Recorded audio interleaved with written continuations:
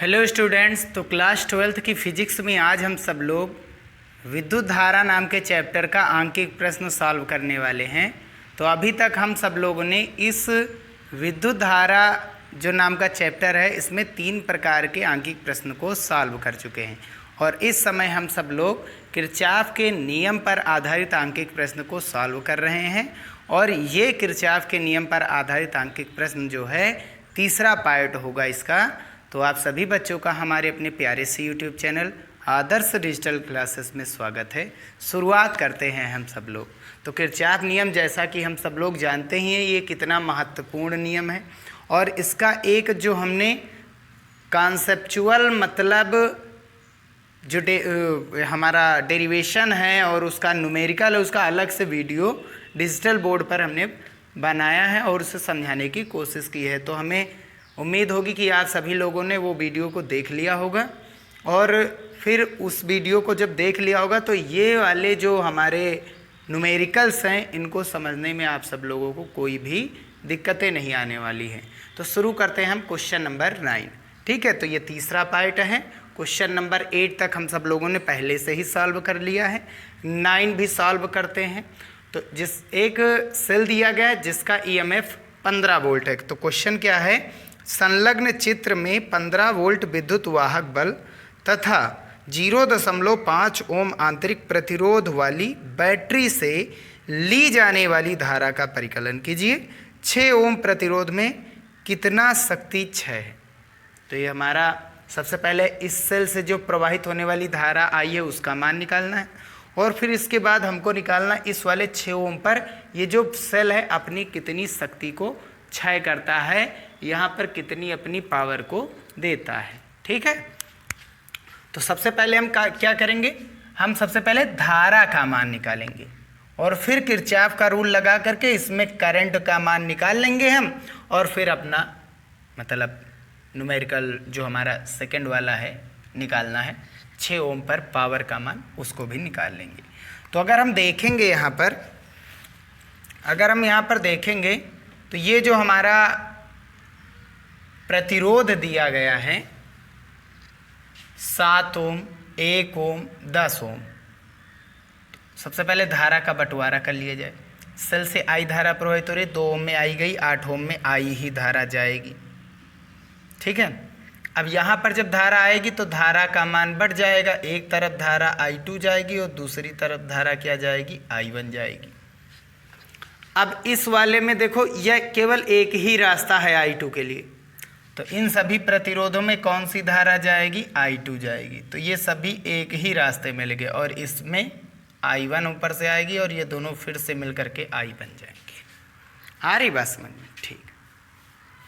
अब हम क्या करेंगे, यहाँ पर श्रेणी समांतर क्रम लगाएंगे। श्रेणी समांतर क्रम लगा करके हम तुल्य प्रतिरोध निकाल लेंगे और हमें सेल का विद्युत वाहक बल दिया भी गया है और उससे हम निकाल लेंगे विद्युत धारा का मान ओम का नियम लगा करके। तो हम कह सकते हैं 7 ओम, 1 ओम, 10 ओम में धारा समान है, तो इसलिए कौन से क्रम में होंगे, श्रेणी क्रम में होंगे। 7 ओम, 1 ओम व 10 ओम किस क्रम में होंगे, श्रेणी क्रम में होंगे। श्रेणी क्रम में है। तो अगर ये श्रेणी क्रम में है तो R का मान कितना आने वाला है, R1 का मान।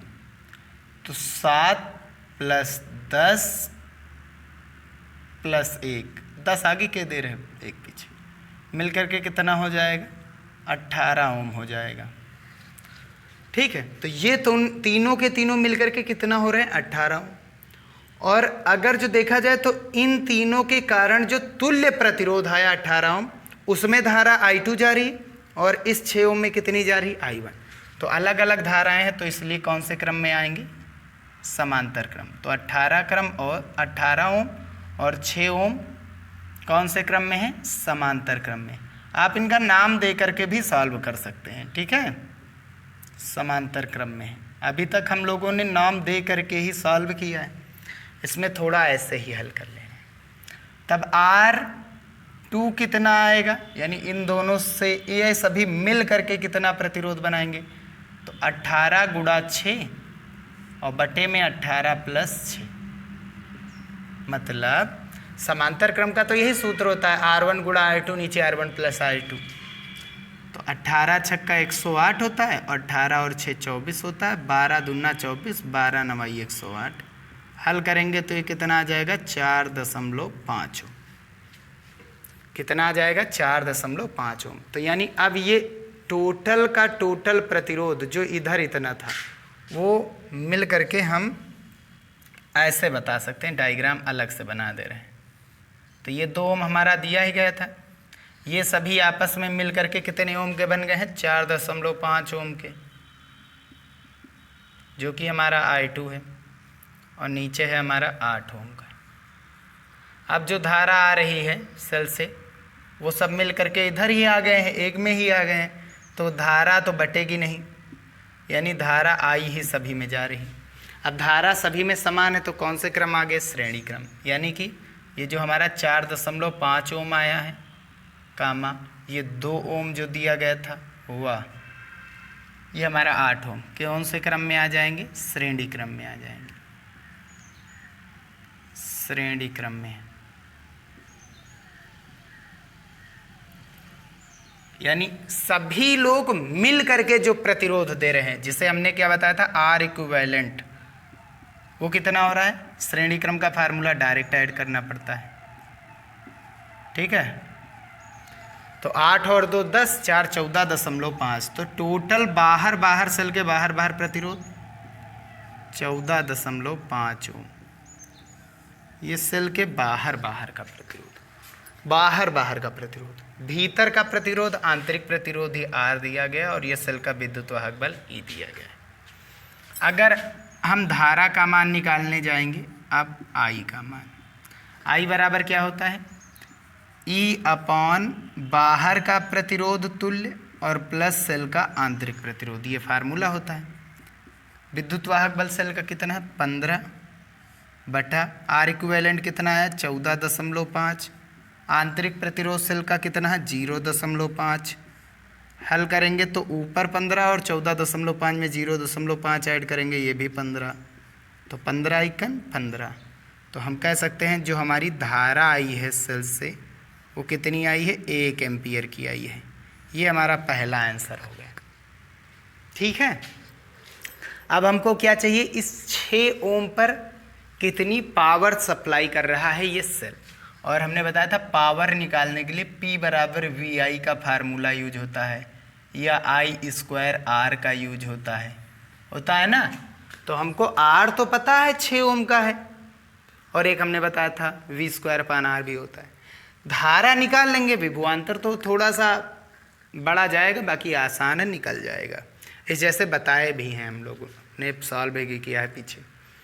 इसमें अगर हम करंट को निकाल लें कि इस 6 ओम में करंट कितनी जा रही, तो हमको R पता है, करंट पता चल जाएगी, हम P का मान निकाल सकते हैं। तो हमको करंट निकालना I1 का मान, ताकि हम P का मान निकाल लें। तो उसके लिए हम किरचॉफ रूल का प्रयोग कर रहे हैं। किसका प्रयोग कर रहे हैं, किरचॉफ रूल। यानी ये हम नाम दे देंगे ABCD।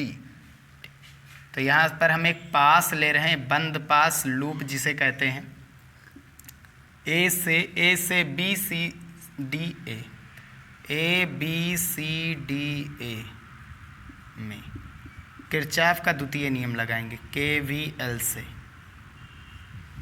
किरचॉफ का द्वितीय नियम आसान बनाता है चीज़ों को, ये चीज़ें हैं। ठीक है, तो पहले हमको कहाँ से कहाँ जाना है, A से B पर। A से B जा रहे थे, जिस ओर हम उसी ओर धारा यानी प्लस का चिन्ह। धारा कितनी है, I है, प्रतिरोध कितना है सामने 2 है। हमने बताया था किरचॉफ का द्वितीय नियम क्या होता है, सिग्मा I R बराबर सिग्मा E। ठीक है, या इसको इधर ला करके हम बराबर 0 रख सकते हैं। प्रतिरोध पर वोल्टताओं का बीजगणितीय योग और सेलों पर वोल्ट जो विद्युत वाहक बल होते हैं उनके बीजगणितीय योग के बराबर होते हैं। ठीक है, तो पिछले वीडियो में हमने ये बताया भी था कैसे होता है। अब हम क्या करेंगे, B से किधर जाना हमको, C की ओर। B से C जा रहे थे, जिस ओर हम है उसी ओर धारा कितनी है I1, प्रतिरोध कितना है 6। C से किधर जाना है, D की ओर, C से D की ओर। जिस ओर हम है उसी ओर धारा प्लस का चिन्ह। धारा कितनी है I, प्रतिरोध कितना है 8। तो ये प्रतिरोध और सेल पर ही लागू होता है। फिर इसके बाद D से हमको कहाँ आना है 1 पर। जिस ओर हम जा रहे हैं उसी ओर करंट है तो यानी प्लस का चिन्ह। करंट देखो इस वाले आर में कितनी गई है I गई है ना, गुणा प्रतिरोध कितना है 0.5। इसका भी तो प्रतिरोध यूज में होगा। और फिर इस सेल का पहले क्या मिला माइनस, तो माइनस का चिन्ह। और कितने वोल्ट का सेल है 15 वोल्ट का, 15 बराबर में 0। ठीक है, डी से ए आना रहता है। तो जिस बिंदु से स्टार्ट किए वहीं पर आकर के रुके, इसका मतलब पास जो है बंद है। ठीक है, और साथ ही साथ इन दो बिंदुओं का ए और ए का विभव का अंतर क्या होगा 0 होगा। भाई जो ए का विभव होगा वही यही ए का विभव होगा, इनका अंतर 0 हो जाएगा। हल करेंगे तो आई का मान हम पहले से निकाल चुके हैं 1 है, तो 1 × 2 प्लस I1 हमको चाहिए तो 6I1 हो जाएगा। 8 1 है I1, I का मान 1 है गुणा 8, I का मान 1 है गुणा 0.5 बराबर में क्या कर देंगे 15। तो ये हो जाएगा 6I1। 8 × 8 और 2 10 और ये 0.5, 10.5 प्लस का है, इधर आएगा तो माइनस का हो जाएगा। घटाएंगे कितना बचा 4.5, कितने I के बराबर 6I1 के बराबर। I1 का मान निकालेंगे कितना आ जाएगा 4.5/6। दशमलव हटाएंगे नीचे 0 बढ़ जाएगा, 15 × 3 = 45, 15 × 4 = 60। I1 का मान हमको पता चल गया 3/4 एम्पियर। तो विद्युत धारा का 3/4 एम्पियर इधर जा रहा है, इसका मतलब 1/4 एम्पियर इधर जाने वाला है। इधर ज़्यादा धारा जाएगी क्योंकि प्रतिरोध कम है, इधर कम धारा जाएगी क्योंकि प्रतिरोध क्या है ज़्यादा है। इधर कितना है 18 ओम का। ठीक है, अब हम निकाल सकते हैं, हमको I1 पता चल गया। अब हमको निकाल सकते हैं P बराबर सूत्र पढ़ा है I² × R। कितने ओम के प्रतिरोध पर हमको चाहिए P का मान, पावर का मान, शक्ति का मान 6 ओम पर।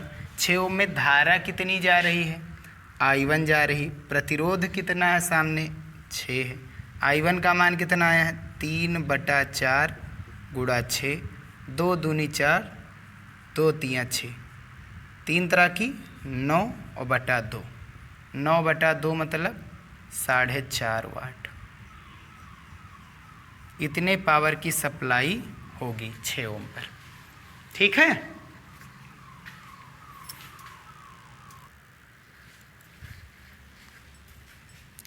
अच्छा यहाँ पर तो I का स्क्वायर है तो I1 का स्क्वायर हो जाएगा, तो ये थोड़ा सा सही कर लेते हैं। ठीक है,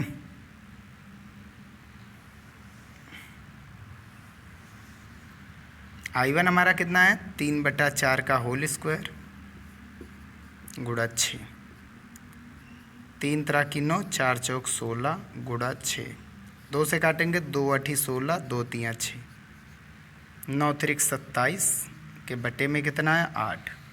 अब 27 अंदर 8 बाहर, 8 3 24, कितना बचा 3, दशमलव लगाएंगे 0, तो 8 3 24 फिर से। अब की बार कितना बचा 6, दशमलव लगा ही है 0, 8 7 56, बचा कितना 4, दशमलव लगा 0, 8 5 40। तो आंसर हमारा जो है यानी P का मान जो हमारा है 3.375 वाट आने वाला है। ठीक है, ये बन जाएगा इसका फाइनल आंसर। नेक्स्ट क्वेश्चन देखते हैं।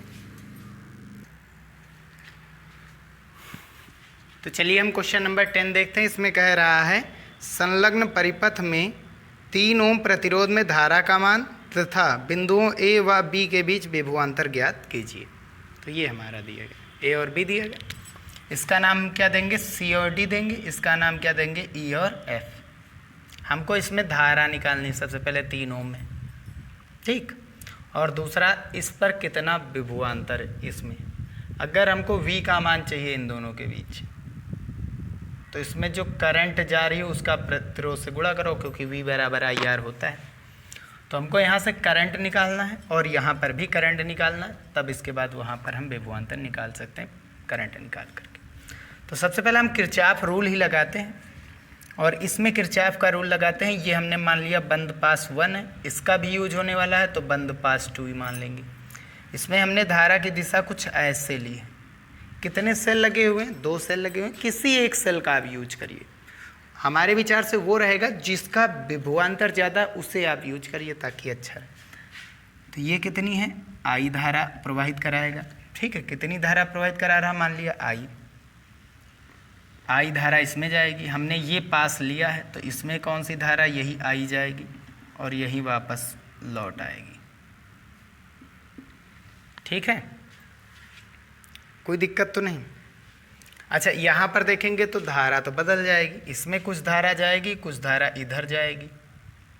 कितनी धारा जाएगी? हमने मान लिया इधर I1 गई है, इधर हमने I2 मान लिया है। I1 इसमें भी जाएगी, वापस लौट आएगी I1, और इधर से I2 आ जाएगी और फिर से ये I मिल जाएंगी। भाई सेल भी तो चार्जिंग की अवस्था में आ जाए। ये सेल चार्ज होने लगेगा, धारा अंदर जा रही है तो सेल चार्ज हो रहा है। यानी कौन चार्ज करा? 5 वोल्ट वाला, किसकी इसमें धारा जा रही तो ये चार्ज होता है। ये डिस्चार्ज होगा क्योंकि इससे धारा आ रही है। ठीक है, तो यहाँ पर हमने धारा को बांट लिया। चलिए शुरू करते हैं। ये पहला पास हमने लिया है। पहला पास क्या है? कहाँ से शुरू करें? चाहे जहाँ शुरू कर दिए, सी डी उल्टा कर लें। चलिए उल्टा कर रहे हैं, उल्टा किए ले रहे हैं हम, उल्टा कर रहे हैं।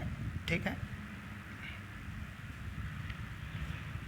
स्टार्ट करेंगे सी से, पुनः कहाँ आएंगे? सी पर। तो सी से ई, ई से एफ, एफ से डी, डी से सी।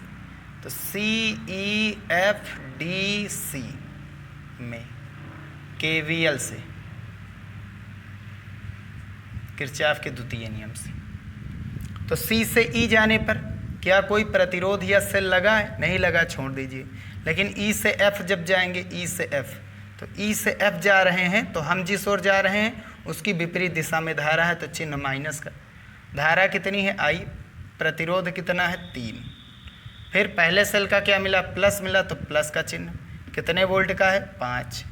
फिर एफ से कहाँ जाना हमको? डी पर। एफ से डी जाने पर कोई सेल नहीं, कोई प्रतिरोध नहीं, छोड़ दीजिए। फिर डी से कहाँ आना है हमको? सी पर। डी से सी जा रहे थे तो पहले सेल का क्या मिला? माइनस मिला तो माइनस का चिन्ह। कितना है? 2 है, बराबर में 0। कोई प्रतिरोध तो लगा नहीं। अब सी से सी पर पहुंच गए तो विभवांतर सी और सी का कितना हो जाएगा? 0 हो जाएगा। ये माइनस का 3 आई और 5 में से 2 घटाएंगे, 3 बचा। 3 इधर आएगा तो माइनस का हो जाएगा। माइनस से माइनस कैंसिल, 3 से 3 कैंसिल। आई का मान कितने एम्पियर आ गया? 1 एम्पियर आ गया। ये इसका आंसर बन जाएगा। दूसरा पास ले रहे हैं हम, ऐसे जाएंगे ये वाला। ए से पास सेकंड है हमारा, ए से बी, बी से डी, डी से सी, सी से ए। अरे बंद परिपथ लेना है केवीएल से, बंद परिपथ लेना, बस काम खत्म। तो बंद परिपथ कितने बन रहे हैं? एक यहाँ बन रहा है, एक ये बन रहा है, एक बड़ा वाला बन रहा है। ए से बी जा रहे हैं, पहले ए से बी जा रहे थे जिस ओर हम उसी ओर धारा, तो प्लस का चिन्ह। धारा कितनी है? I1 है। प्रतिरोध कितना है? 2 ओम। बी से डी जब जाएंगे, बी से डी कुछ लगा नहीं, ना तो सेल ना तो प्रतिरोध, छोड़ दीजिए। फिर डी से कहाँ जाना है? सी पर। डी से कहाँ आना है? सी पर। पहले सेल का क्या मिला? माइनस, तो माइनस का 2 वोल्ट। फिर सी से कहाँ आना? ए पर। सी से ए आ रहे थे, कुछ है ही नहीं वहाँ पर, 0। 2 एकन 2 I1 और 2 इधर आएगा तो कैंसिल हो जाएगा। I1 भी कितना आ गया? 1 एम्पियर। यानी कि इसमें जो धारा जाने वाली है वो 0 है। क्या जाने वाली धारा? 0। तभी तो ये I भी 1 है, I1 भी 1 आया। चलिए हमको क्या निकालना? ए और बी के बीच विभवांतर। तो V बराबर हमने फार्मूला क्या पढ़ा? IR ओम का नियम। ए और बी के बीच धारा कितनी है? I उसमें थी, इसमें धारा I1 है। प्रतिरोध कितना है? 2। I1 कितना आया है? 1 गुणा 2, तो 2 एकन 2 वोल्ट। तो ए और बी के बीच जो विभवांतर होगा कितने वोल्ट का होगा? वो 2 वोल्ट का होगा। और यही इसका क्या बन जाएगा? आंसर। वैसे भी कॉमन आप देख लीजिए, इन दोनों के बीच कोई प्रतिरोध लगा नहीं, तो जितना सी डी का विभवांतर होगा उतना ही ए बी का विभवांतर होगा। ये तो डायरेक्ट ही है, लेकिन दिखाना भी पड़ेगा। वैसे भी लगा सकते हैं कि जितना सी डी का विभवांतर उतना ए बी का विभवांतर, तो इसलिए दोनों में विभवांतर क्या रहेगा, समान रहेगा। ठीक है, मतलब दोनों बिंदु समान है, यहाँ प्रतिरोध नहीं, यहाँ प्रतिरोध नहीं, तो सी डी लिखने से कोई मतलब नहीं, क्योंकि ए बी के बीच सेल लगा, ए बी के बीच ये अलग पॉइंट हो जाएगा, इसके बीच कुछ लगे हैं। ठीक है, इसका विभवांतर, इसका विभवांतर, इसका विभवांतर नियत ही जाएगा, इन सभी का विभवांतर नियत जाएगा। धारा कितनी है, 2 एम्पियर, तो 2 तियाँ 1 एम्पियर, 3 एक्का 3, और ये कितना है 5, तो यहाँ पर कितना दे रहा है सेल, 3 जा रहा है, बचा कितना, 2 बच रहा, ये 2 बाहर जाएगा। यही आंसर।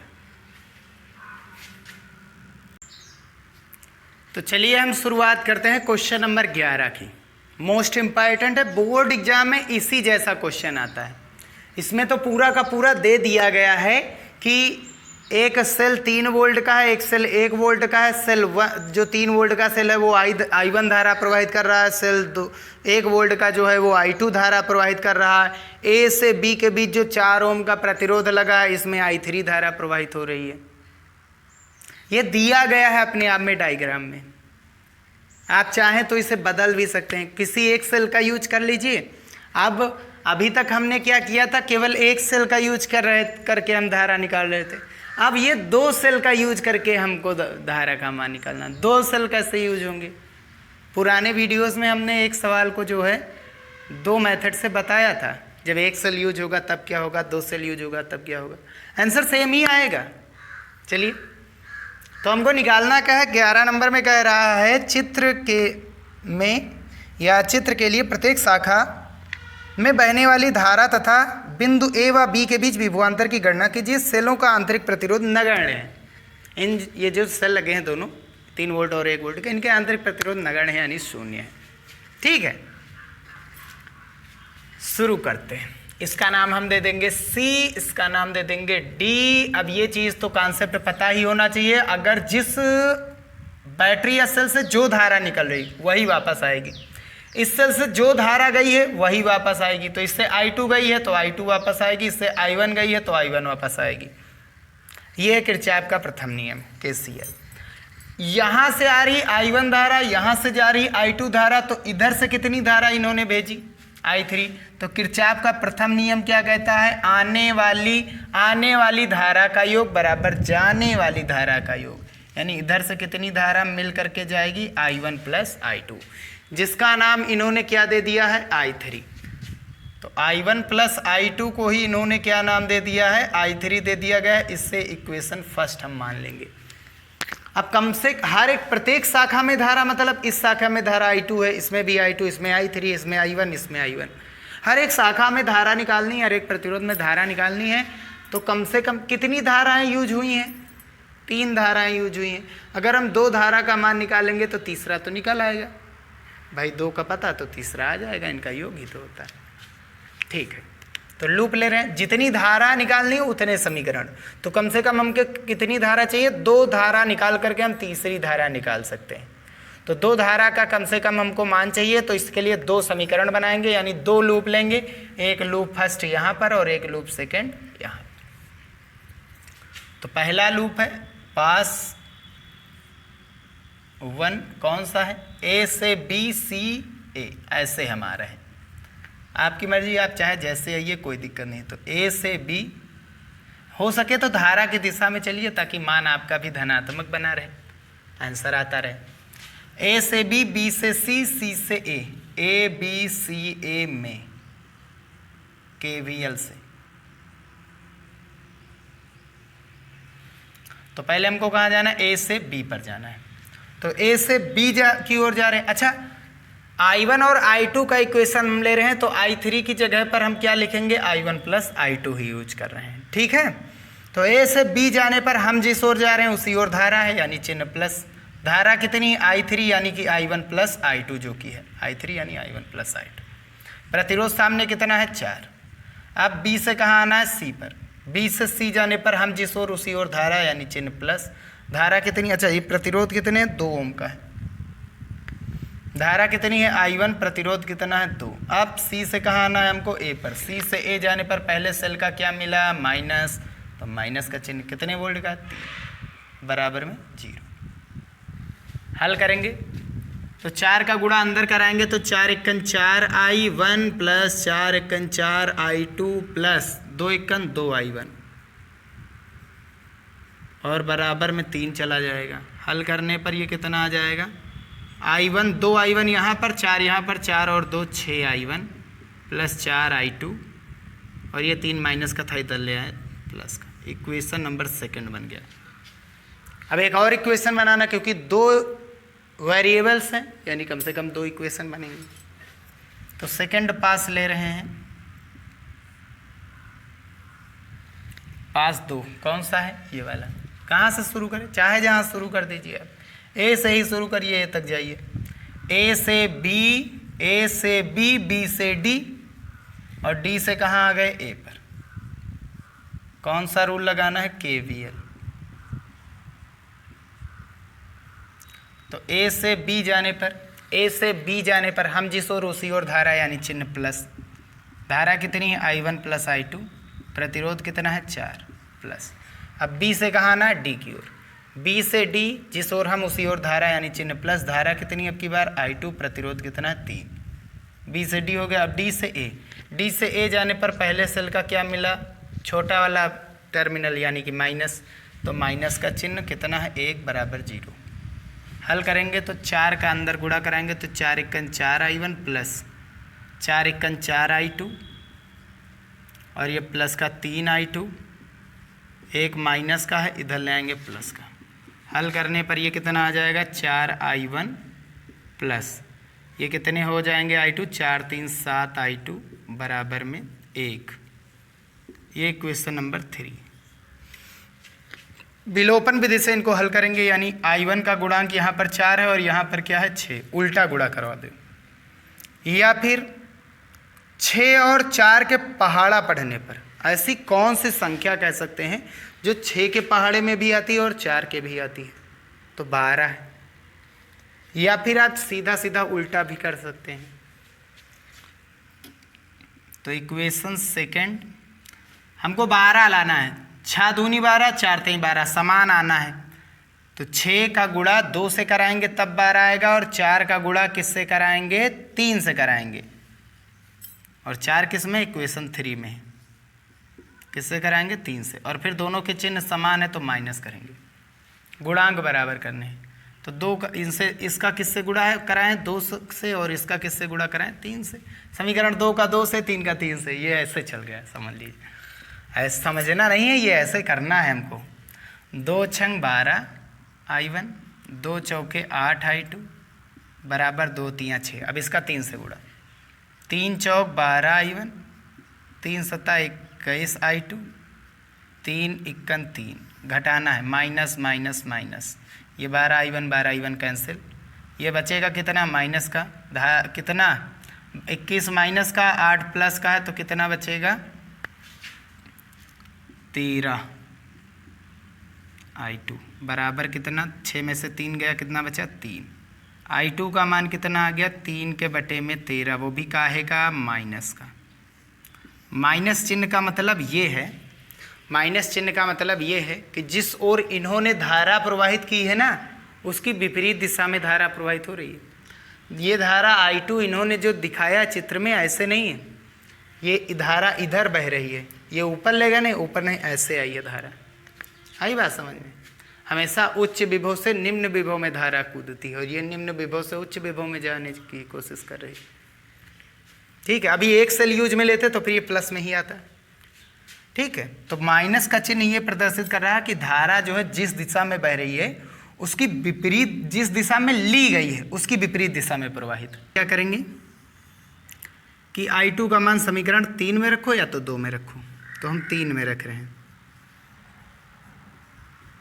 इक्वेशन 3 में किसका मान, I2 का मान, तो ये 4 I1 प्लस 7, I2 का मान कितना आया है, माइनस के 3/13 बराबर 1।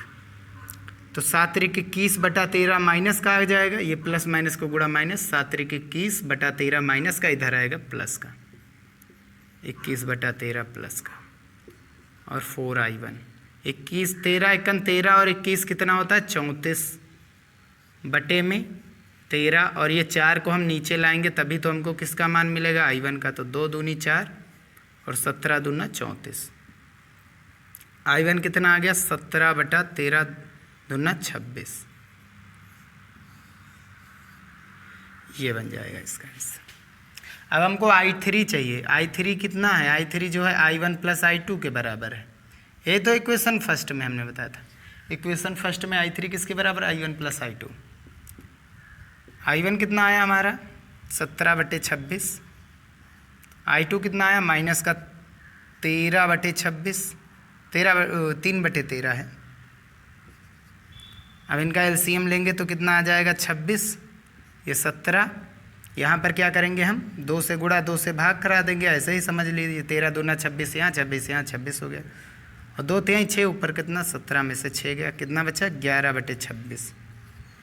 तो I3 में कितना चिन्ह कैसा आया है, I3 में चिन्ह आया है पॉजिटिव, I1 में चिन्ह आया पॉजिटिव, यानी I1 की जो डायरेक्शन ली गई है चित्र में उसी दिशा में धारा प्रवाहित हो रही है। आ रही बात समझ। I3 में क्या है, चिन्ह आया प्लस का धारा का, यानी जो दिशा ली गई उसी दिशा में धारा है, यानी ये उच्च विभव पर, ये निम्न विभव पर, तभी तो धारा धनात्मक आएगी। अब हमको क्या निकालना है, ए बी के बीच विभवांतर चाहिए हमको। तो ए और बी के बीच विभवांतर कितना हो जाएगा, ए और बी के बीच धारा कितनी है I3, प्रतिरोध कितना है 4, I3 का मान कितना आया है 11/26, गुणा में 4, 2 दूनी 4, 13 दूना 26, 11 दूना 22/13 वोल्ट। ए और बी के बीच विभवांतर 22/13 वोल्ट, लगभग 1.9 करके कुछ। समझिए बात, ये था इसका आंसर। ठीक है, अगला क्वेश्चन देखते हैं।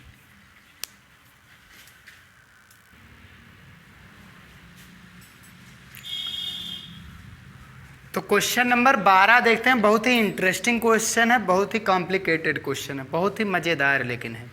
इसमें क्या कह रहा है, एक बैटरी जिसका विद्युत वाहक बल E तथा आंतरिक प्रतिरोध R है, एक बाह्य प्रतिरोध R में धारा भेज रही है। R में अधिकतम शक्ति 9 वाट है, अधिकतम शक्ति 6 जो है वो 9 वाट है, तथा इस दशा में परिपथ में धारा 3 एम्पियर है। E व R के मान ज्ञात कीजिए। तो E और R यानी इससे लेकर जुड़ा जिसका आंतरिक प्रतिरोध R है और इसका विद्युत वाहक बल E है, और ये जो है किसी एक बाह्य प्रतिरोध R से जुड़े हुए हैं, ठीक है, और जिसमें कितनी एम्पियर की धारा भेज रहे हैं, 3 एम्पियर की धारा भेज रहे हैं। और जो E है इस R पर बाह्य प्रतिरोध में अधिकतम कितने वाट की शक्ति भेज रहा है, 9 वाट की। अधिकतम कितने वाट की शक्ति भेज रहा है, 9 वाट की। ये अधिकतम वैल्यू है। एक फार्मूला पढ़ा गया P = VI के अलावा एक फार्मूला I² × R, और I बराबर हमने क्या पढ़ा है, I बराबर होता है E/R प्लस स्मॉल r, है ना, यही तो पढ़ा है। ये हमारा विद्युत धारा के लिए है जब सेल लगा हो और सेल का आंतरिक प्रतिरोध हमें दिया गया हो। तो E का मान हम I का मान E के रूप में रखेंगे, E/R प्लस R का होल स्क्वायर ये हो जाएगा, और इनटू में R। अगर हम इसे लिखना चाहें तो लिख सकते हैं E² के बटे में R प्लस R का होल स्क्वायर, लिख सकते हैं ना। अभी भी ये कुछ एकदम सही नहीं आ रहा है। इसमें एक चीज़ हम कर रहे हैं कि R प्लस R का होल स्क्वायर जो है, यानी A प्लस B का होल स्क्वायर जो है, उसे हम लिख सकते हैं A माइनस B का whole square, A minus B का होल स्क्वायर, अगर यहाँ माइनस है तो -4AB। आ रही बात समझ में? नहीं, हमको प्लस लाना है तो प्लस लिखना है, प्लस लाना है तो प्लस लिखना है। a माइनस बी का होल स्क्वायर, अगर हम खोलेंगे a प्लस बी का होल स्क्वायर बराबर होता है a माइनस बी का होल स्क्वायर और प्लस का 4ab, प्लस लाना है तो प्लस का 4ab, माइनस लाना होता तो माइनस का 4ab। देखिए a square plus B square minus 2ab ये होता है, और ये प्लस का 4ab दिया गया है, तो ये दोनों आपस में मिल करके कितना बनाएंगे, प्लस का 2ab, तो a square plus B square plus 2ab, a plus B का होल स्क्वायर होता है। ये फार्मूला हम यहाँ पर अप्लाई करेंगे, तो p बराबर E square upon r minus R का होल स्क्वायर। क्यों अप्लाई कर रहे हैं अभी देख लीजिएगा, प्लस का 4r इंटू आर गुणा में कैपिटल R ये वाला। अब क्योंकि हमको क्या चाहिए, p का अधिकतम मान, p का कौन सा मान, अधिकतम मान। p का अधिकतम मान अगर हमको चाहिए तो हर क्या होना चाहिए, हमारा न्यूनतम होना चाहिए। हर हमारा कैसा होना चाहिए, न्यूनतम होना चाहिए, तभी तो p हमारा अधिकतम जाएगा। जब हर का मान कम होगा तभी तो मान ये बढ़ेगा, इसका बंटवारा कम में होगा तभी तो p अधिक आएगा। तो हर का मान हमको क्या करना है, न्यूनतम करना है। उसके लिए p के अधिकतम मान के लिए हमको जो हर है उसको न्यूनतम करो या तो अंश को बढ़ाओ। तो हम अंश को नियत रख करके हर को घटा रहे हैं। कैसे, अगर इस वाले केस में देखा जाए तो बहुत ही मिक्स किया हुआ है पार्ट। अगर हम पूरी वैल्यू जीरो तो रख नहीं सकते, तो इसका कोई एक पार्ट हम जीरो रख रहे हैं। जैसे r माइनस आर को हम अगर जीरो रख रहे हैं, जब हम r माइनस आर को क्या रख रहे हैं, जीरो रख रहे हैं।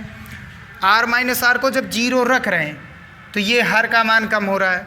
अगर ये 4r प्लस आर जीरो रखेंगे तब ये मान r माइनस आर बचेगा। आ रही बात समझ में ना।